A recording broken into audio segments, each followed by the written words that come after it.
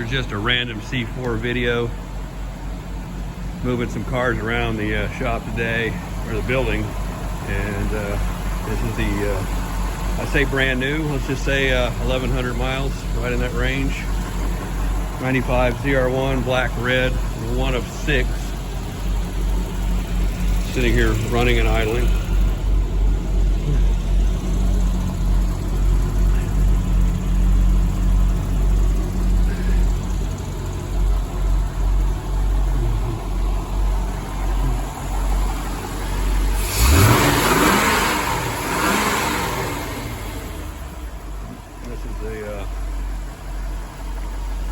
Just a perfect car.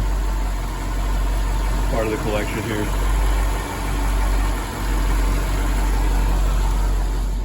The only thing not original on it is the oil filter.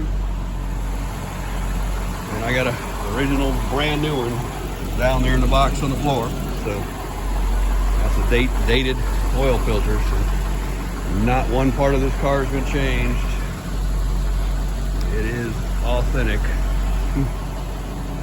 And here is another running, just a run-of-the-mill plain Jane, nothing special, brand new, fully loaded 87 Corvette convertible. Everything is original.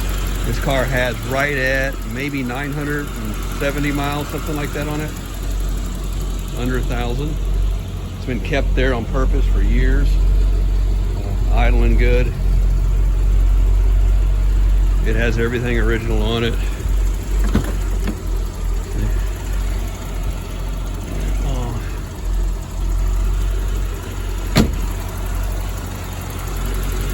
And this is kind of at least for a C4 pre-88 Corvette. And I'm talking pre-88 with still got the R4 compressor on it, so you're talking 85, 86, 87. This is aluminum head motor car, so this is a good roller cam, good stuff. This is when these cars got real good. It's still an R4 compressor, doesn't use the stand-in over here. So this is kind of the model of what one of these should look like. But there's nothing altered, nothing changed down to the injectors on this car. This is a true version machine here. You can write an NCRS book on this car, off of this car, because this is what it's supposed to be here. So just 2 neat cars that are just getting moved around for taking some other cars to shows tomorrow. So those don't ever drive on their own power on the roads. They just are garage queens, and they will always be that. And so this one drives here some. It's got some miles on it, but that's another garage / show queen that does drive G92 IROC convertible, which of course that's the 88, and that's the only way you could get that, or only year you could get that high-powered convertible. Just kind of a oddball car. Convertible 4-wheel disc brakes, all the stuff, Bilstein shocks, 140 mile an hour speedo, the world-class T5, the Australian differential, the KC4 oil cooler, the LB9 motor with the big exhaust manifolds and the big exhaust. This is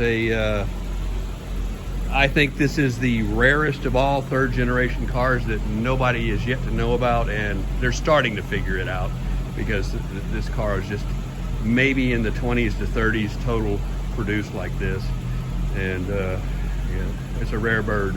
And after 88, you could not find a rear disc convertible with the high-powered motor. You can find a 5-speed, but it's not even the same 5-speed car. It's a different 5-speed. It's the lower one, not the world class. And you can find a tune port 5-speed, but it's not the LB9 motor with the big manifolds and all that. And you'll notice that all the 89s and stuff sit up like a 4x4, have the thinner tires on them, no disc brakes, and they bounce around, and no suspension cars. This is the rare bird there. So that's just a video of some neat cars to look at. what time, they're time capsule cars. All three of these are just, this is the way they are, were, and should be. And like I said, these cars, some of them have been in different events. Take, for example, these cars are brand new, just as they are, always stored in an environment like this, which is, you know, serious.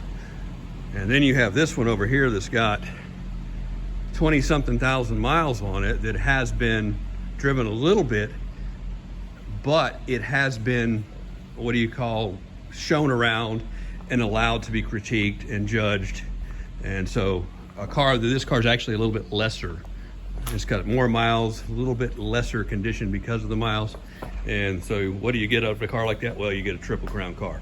So that's a triple crown Callaway twin turbo B2K car, 88 convertible. And so, and I've got another one of these that's sitting in my garage that is brand new too, same as those, just like those other cars. So we've got those stashed away for the future, when all these C4s, people are just kind of, oh, well, I don't know, you know. Yeah, just wait.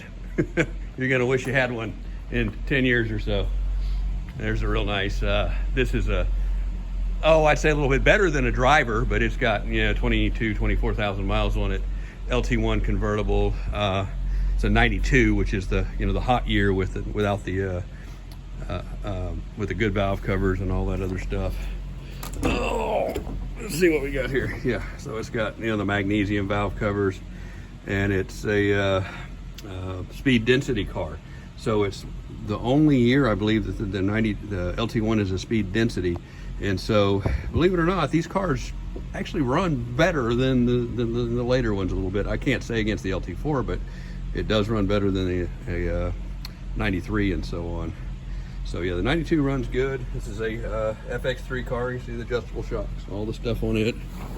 And just another real nice C4 that is, you know, obviously a great color combination. And no, those wheels do not belong on this year, and they are A-molded factory wheels that are chromed, which has set this car off. And it does have, this was put on the car a long time ago, back when you could obtain these, and now they're unobtainium and very expensive, the 96 Grand Sport calipers. And I've done that to a lot of my cars over the years. In fact, I did it to this one, but this one's actually owned by a friend of mine now. I sold it to him some time back, and because I've got another 92 that's brand new. It's a 6-speed red with a white interior car, and it's literally RPO'd 1 of 1. So and then other C4s around here. Of course, this is the one that gets shown the most. This is my daily driver, ZR1 daily driver. I've had it for, oh, I bought this car 98 maybe, and I've daily driven this thing up to around 17,000 miles. I'm joking about daily driving this car. Just, I bought it with maybe 12,000 miles or something like that. I can't remember, but I've done, you know, the mild mods to this car. No engine mods at all. I'll never mod an LT5 internally. You'll hate it, but the LT5 can last forever if you leave the internal stock. And the mods on this car, basic, nothing. It has a complete catback exhaust system on it that I built off of a desert development system that I have on another car. And so I copied it, and actually a better, higher quality than the desert development, which has the cross piece on it. And it has some cool tips on it just to accentuate that. And the mufflers, I think, are the same that desert development used. Are ProFlow 3-inch with dual 2.5 outlets. And this car, of course, holds something that most cars don't, and this has these Dimag wheels. And these Dimag wheels on this car are special because they were owned by Tommy Morrison, and they did reportedly be used in 1989 when they did the EDS car. And the story is there's 5 sets of these with the big, you know, the big ZR1 offset made, and they were used to switch out on that car during the 24-hour endurance race. And of course, we all know the EDS car was crushed. In order to get these wheels, I actually bought Tommy Morrison car, pick a year. It was probably late 90s, and I bought the car from him. It was a ZR1, and it was, I have to say, it wasn't that great a shape, but and I kept the car for a while. I took the wheels off the car, refinished the wheels, and put them on my little bit nicer car here and sold that car. Kind of wish I kept it because it actually had his name on the title, which may be a historic thing one day. But so this car just kind of gets shown around a little bit. Still has the original, windshield in it, which is somehow not delaminated. I've got another 90 that's brand new that the window's starting to delaminate, and it started the same way. And we just had this one in Autorama, and it took all the class of its third place in the Corvettes, which this thing, they put it in classes with mid-years and all sorts of other things. So ZR1 in Autorama with some 80-something Corvettes took third place, and that was without even trying. That's how the car was displayed right there. Nothing else, no fire extinguisher. The doors were closed, and that thing was taped on the window. No display stand, nothing. So we kind of held it back on purpose just to see what it would do without a lot of fluff, and so it's doing well. This car too has the Grand Sport, calipers. I put those on back. We bought several sets. A friend of mine and I bought several sets when you could buy them from GM, and just started hoarding them and putting them on other cars. And of course, we got the the braided brake lines on this car, but that's pretty much it. It does have a 410 carrier in it. I have the original one. I had another 410 from another car. I put it in this car. I think it does help a little bit, but if I had to do it again, I wouldn't. But I had it, and I put that in the car. It does, 410 gears are a good ratio on this car for the RPMs and everything, and it does not limit the top speed because you have the 0.5 overdrive and 6. And so instead of just being a lug gear, you can actually start running this gear. It takes it a long time, but the 410 and a 6 gear, you can get over 200 miles an hour in these cars. So once they get up to that 180 something mark, then it's a little slow to pull up there, but it'll do it. Has a harness bar in it, which, woohoo, it's just a bolt-in deal, and bolts into, kind of where the convertible top stuff does on the convertibles. And it does add some stiffness to the chassis. So I do like that, and this car actually drives better than any of the other ZR1s because of that mod. And that's the bolt-in, bolt-out, and it looks cooler. But is that a roll cage? No, it's not a roll cage. This is actually more of a legitimate roll cage than that bar. But some chrome sill plates, man, just keep me from scraping it up. But I had those from another car, so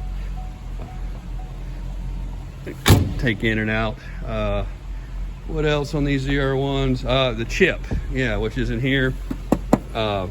We did the DRM chip of the time, Doug Rickaby Motorsports, which I don't know the parameters of what he did to that chip, and I can't say it really made a whole lot of difference, but some of the better things, it does turn the fan on sooner, and some of the logical stuff that you want to do to make a car last longer.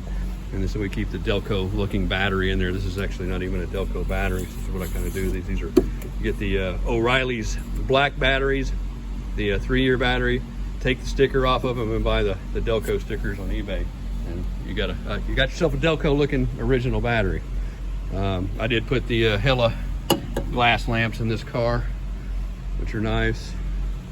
But other than that, that's it. And between the exhaust, the chip, and the gears, this is a good hard running car. It's like I said, the motor's totally stock, and if you want to call something not stock, oh, I got a K&N there, man, look at that, woohoo. But yeah, it does have the open element, and one of the things that if you do this open element on the ZR1, you really don't want to do it if you're a rain driver and just a slop driver. But if you have a show car like this or a toy car, it's good. But it makes a cool sound. I mean, these are just, when they open up, these cars sound, it's like the old Quadrajet days when you flip the lid on it, you get the boo, but this has that 32 valve ripping sound, man. They sound great. ZR1's one of the best sounding cars there is. Anyway, I got to go back over here and turn these cars off. They've run up to some temperature now. You turn the ZR1 off. It's got the fans running. In fact, I'm going to engage the air conditioning on this car for a little bit. Let's see what we get here. So, you see these right here, service ride control. If you start the car, I think maybe 4 times, and don't drive it or move it, those will automatically come on. Nothing wrong with this ride control. As soon as you move this car, those things will go off. So if you have a C4 with a that, you can watch that. This, I actually probably have a low tire, but it'll go off too. But there we go, the air conditioning going. There we go, nice. Cooling, and this is, of course, R12. Now these are 134 this year, I forgot, where they converted, which is not good. I don't like the 134 in this car, because the C4 is an example of a car that they went to 134 from an R12, and this is actually still an R12 design system and an R12 design evaporator size. So it's getting cool there. So the earlier cars, I think up to 92, had R12, and oh yeah, the air conditions work so much better just from the Freon type.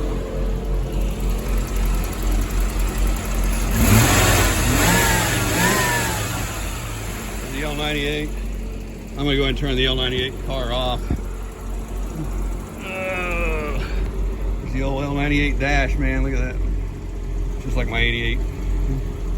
We're running it 211. So you're looking at stock thermostat and everything in this car.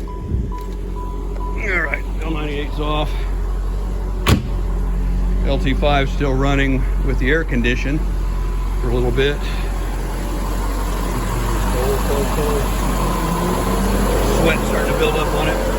There's that fan kicked on. That kicks on, when the air conditioning's on, or the car gets up to a certain temperature.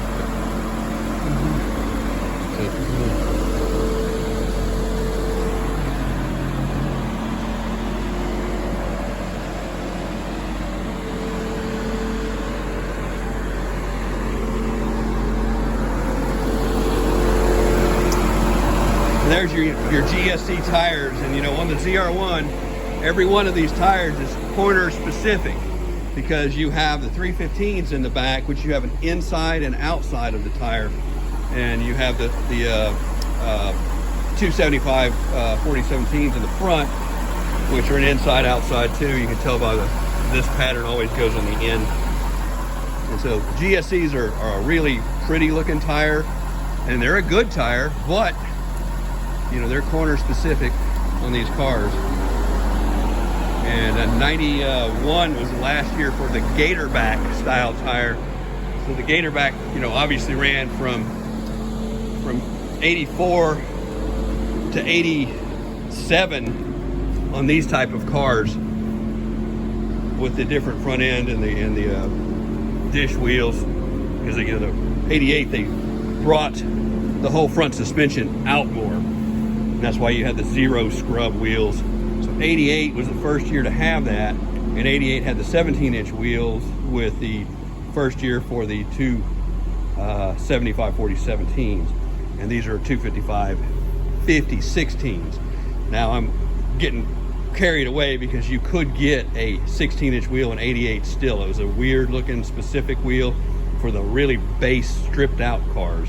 Not a great wheel, but it still used, I believe, the Gatorback on that wheel. And then of course the 17-inch wheels car got the GSC, or the Gatorback 17s, which had the same look but in a 17. And that car ran, or that tire ran till 91. So you had, even on the ZR1, so your 90 and 91 ZR1 came with a Gatorback tire. So if you look at my 90 ZR1 over here, it has GSC tires on it, which are totally wrong and incorrect for this year. But I've got the original wheels of this car plastic bagged with the Gatorbacks on them, and so these are the Dymags. So 88 to 91 had Gatorbacks. 92 to 96 had GSCs, and then if you had In 93, one of the things that they did do was they dumbed the cars down. They dumbed them down hard, and they dumbed them down because they knew their driver demographics. If you did not have the Z51 car, you got 8-inch front wheels on an 93 Corvette. And so boy, those are ugly looking cars because the wheels are sunk in on those 93 to 96 cars without the suspension options. And the reason they did that is because the cars would oversteer. You know, if you drive a Corvette, the ZR1 not so much because it's got the wide wheels, but on a regular body C4, if you're not an attuned, you know, an experienced driver, and you go into a panic situation, you can oversteer these cars. So the general daily driver crowd was just spinning them out, and they figured, well, only way you'd get a car with the big wheels on it is if you knew that you were ordering a suspension option that you could handle. So yeah, 93 was kind of the year they dumbed these cars down for the drivers. But they did make improvements, of course, all the way up to 96 on the cars. So that's not a bad thing. I'm just going on about all the things I know about C4s and learning. One of the interesting things in 93 also, because they did dumb the car down, if you look at the 92 base price of a car and you look at a 93 base price of a car, they got cheaper in 93. They cut so many little things out of the cars in 93. And of course, you know, the seats, which most people are going to say, oh, I want the 94, 95 seats. Well, I call them the fat boy seats. So, you know, I'm not a big guy. You know, I weigh 170 pounds and I'm in fairly decent shape because all I do is work all day. I like these seats because if you're going to performance drives, they will hold you in there. But if you are just a creature comfort guy, and it's all about just the looks, and I want to be known as sporty, well, those are the seats for you there. They don't hold you in as well, and they are more creature comfort, and they certainly are easier to get in and out of than those type of seats. And those type of seats are 89 and 90. So in 91, they actually they brought the bolsters a little smaller. They're similar. Same with 92, and of course 93. Well, I think 93 still had the same one as 91, 92. Then 94, 95 had the more preferred seats. Now these are only the sport seat options. The base seats I don't even look at because, you know, I don't own a car that has the base seats. So anyway, rattling on. Let me turn this thing off here. Got the air conditioning going. We're going to shut it down.